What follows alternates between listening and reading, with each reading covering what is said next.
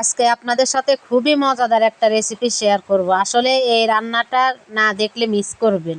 আমার ছেলে তো কয়, আম্মু তোমাকে মেডেল দেওয়া দরকার, এরকম রান্নাই করেছে। আমি তো আমার ছেলের মুখের এই প্রশংসা শুনে তো আমি নিজেকেই ভাবতে পারছি না যে আসসালামু আলাইকুম, কেমন আছেন সবাই। এই যে রেসিপিটা করার জন্য আমাকে 4টা ডিম নিতে হয়েছে। ডিমগুলোকে আমি ফাটিয়ে নিয়েছি।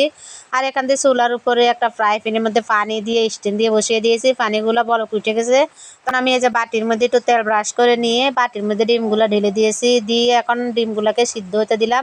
এখন ঢাকনা দিয়ে দিব। যতক্ষণ পর্যন্ত ডিমটা সিদ্ধ না হয় ততক্ষণ পর্যন্ত আমি এটাকে জাল করে নিচ্ছি। এখান দিয়ে আমি কিছু মশলা তৈরি করে নিচ্ছি। পেঁয়াজ, আদা, রসুন, জিরা সব কিছু একসাথে আমি ব্লেন্ডার দিয়ে দিব। দিয়ে এখন সবগুলোকে ব্লেন্ড করে নিব। এর মধ্যে আবার একটু মানে কাঠবাদাম দিব 2টা, আর একটু চীনাবাদাম দিব।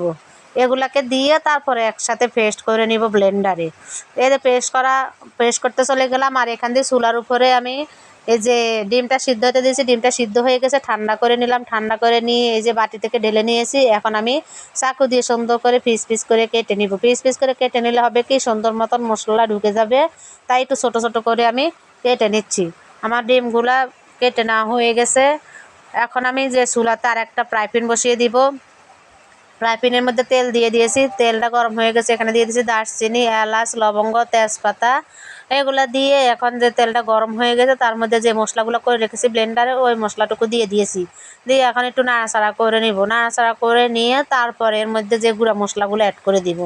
দিয়ে দিচ্ছি হলুদের গুঁড়া 1 চামচ আর মরিচের গুঁড়া 2 চামচ দিয়ে দিব। যেহেতু এখানে কাঁচামরিচ ব্যবহার করা হয় নাই, তাই আমি এখানে মরিচের গুঁড়া 2 চামচ দিয়ে দিয়েছি। দিয়ে একটু নাড়াচাড়া করে নিচ্ছি। এবার আমি দিয়ে দিব স্বাদ মতন লবণ। লবণটা দিয়ে তারপরে যে ব্লেন্ডার করে রেখেছে মশলা, ওই ব্লেন্ডারে ঝাড়টা ধুয়ে একটু পানি দিয়ে দিব। পানিটা দিয়ে মশলাটাকে একটু ভালো করে কষিয়ে নিতে হবে। মশলাটাকে কষানো হয়ে গেলে এর মধ্যে আমি ডিমগুলা যে টুকরো টুকরো করে রেখেছি ডিমগুলা দিয়ে দিব। এখন ডিমগুলাকে দিয়ে একটু নাড়াচাড়া করে একটু ঢাকনা দিয়ে দিব 1 মিনিটের জন্য। ঢাকনা দিয়ে একটু কতক্ষণ জাল করে নিব যাতে মশলাটা একটু সুন্দর মতো ডিমের ভিতরে ঢুকে। এই দেখুন কি সুন্দর কষানো হয়ে গেছে, তেল উপরে উঠে আসছে। আর একটু নাড়াচাড়া করে নিচ্ছি।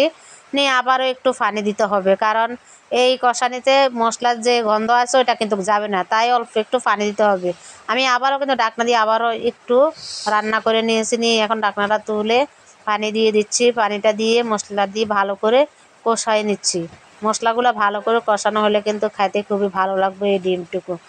যা হোক, আমার আবারও ঢাকনাটা তুলে নিয়েছি। ঢাকনাটা তুলে আবার ভালোভাবে নাড়াচাড়া করে কষিয়ে নিচ্ছি। যত মশলা কষানো হবে তত কিন্তু কি রেসিপিটা ভালো লাগবে খেতে। এই দেখুন মশলার উপর থেকে কি সুন্দর তেল উঠে আসছে। ডিম সুন্দর মতন কষানো হয়ে গেছে। এখন আমি এর মধ্যে ঝোলের জন্য পানি দিয়ে দিব। একটু ভালো করে নাড়াচাড়া করে নিচ্ছি আর একটু। তারপরে পানি দিয়ে দিব এখনই।